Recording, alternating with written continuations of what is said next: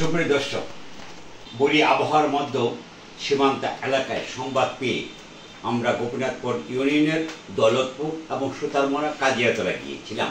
দেখেছি ভারতীয় পাহাড়ি জলে রাস্তাঘাট এবং তলিয়ে গিয়েছে। দৌলতপুর এবং সুতারমরার সাথে করবার সাথে যোগাযোগের দৃষ্টি দুই পাশে পাহাড়ি জলে ক্ষতিগ্রস্ত হয়েছে। তারা প্রশাসনের আর সহযোগিতা আছে এবং কসবা টিভি ডিজিটাল থেকে আমি খমরশেদ আলী, দেখুন বিস্তারিত।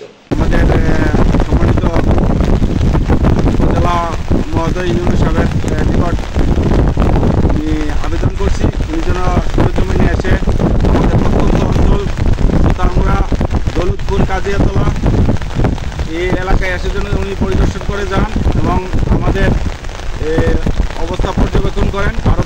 আমাদের উদ্যানের পানি জল অত্যন্ত গভীর বৃষ্টি হওয়ার কারণে, বেশি বৃষ্টি হওয়ার কারণে পাহাড়ি জলে আমাদের এখানে অনেক ক্ষতিগ্রস্ত হয়েছে।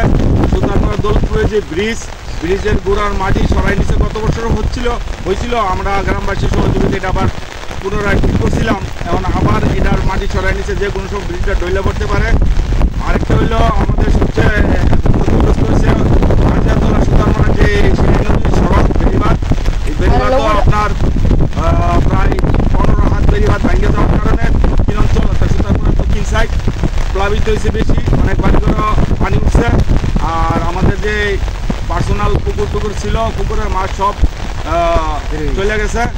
এখন আমরা জেলা প্রশাসক ও উপজেলা নির্বাহী কর্মকর্তার কাছে আমরা সবিনয় অনুরোধ করছি যেন আসেন, দেখেন আর বনবাসী মানুষের জন্য সহায়তা করেন। আমি সুতারমরা এই কালপাটের কালপাটের এখান থেকে বলছি।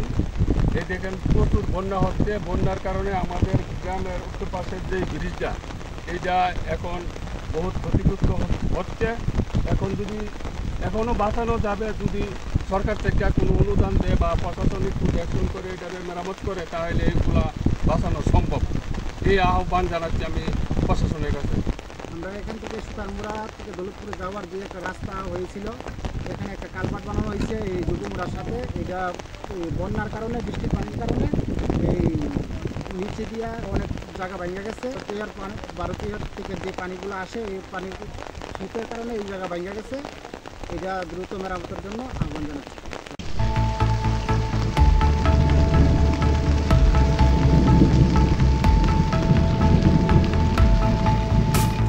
এটা আপনার জরুরি রাস্তা, এটা আমরা পেরোলাতে করতে পারি।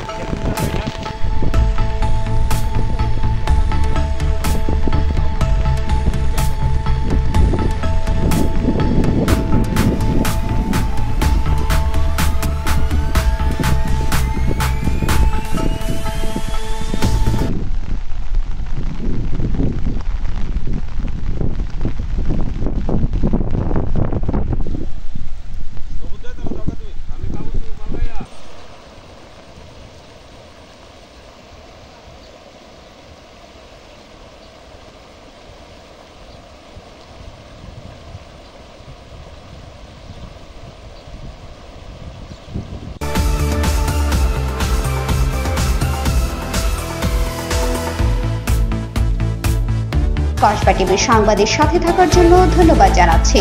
পরবর্তী সংবাদ পেতে আমাদের চ্যানেলটি সাবস্ক্রাইব করে রাখুন। হৃদয় বাংলা, কসবা টিভি।